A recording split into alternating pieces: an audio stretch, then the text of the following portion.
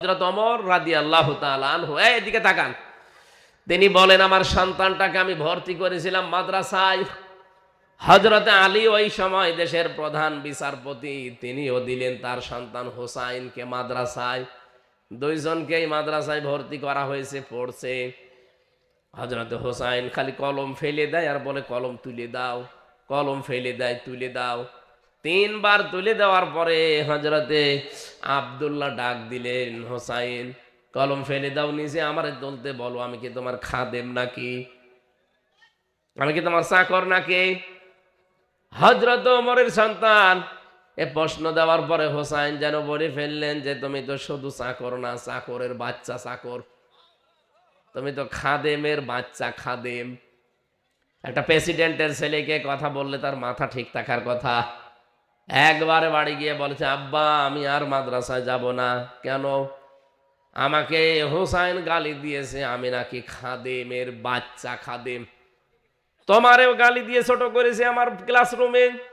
তুমি বিচার যদি না করো সত্যি আমি আর পড়াশোনা করব না। ঠিক আছে, বিচার এখন না, জমার দিন বিচার করব।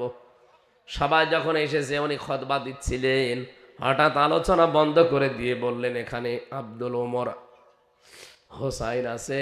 বলে হ্যাঁ, এদিকে আসো। তুমি আমার সন্তানটাকে গালি দিয়েছো? বলে হ্যাঁ দিয়েছি।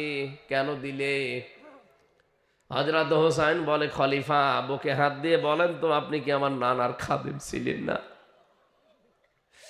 হযরত ওমরের কথা বন্ধ হয়ে গেছে, চোখ দিয়ে দর দর করে পানি পড়ছে। তাই তো, আমি তো তোমার নানার খাদেমই ছিলাম, কিন্তু এটা তো একটা ডকুমেন্টারি দরকার। তুমি কি লিখে দিতে পারবে দলিল? নিয়ে আসেন কাগজ কলম। খেজুরের পাতা নিয়ে এসেছে।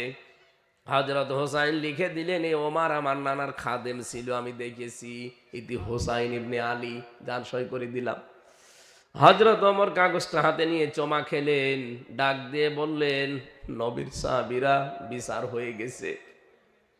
ছোট মানুষ আব্দুল্লাহ তো বোঝে না, বলে আব্বা তুমি তো বিচার শুরুই করলে না, কি করে হয়ে গেল? হোসাইনকে শাস্তি দিবা না? হযরত ওমর বলে, আব্দুল্লাহ যে বিচার করেছি দুনিয়া না আখিরাতেও কাজে লাগবে।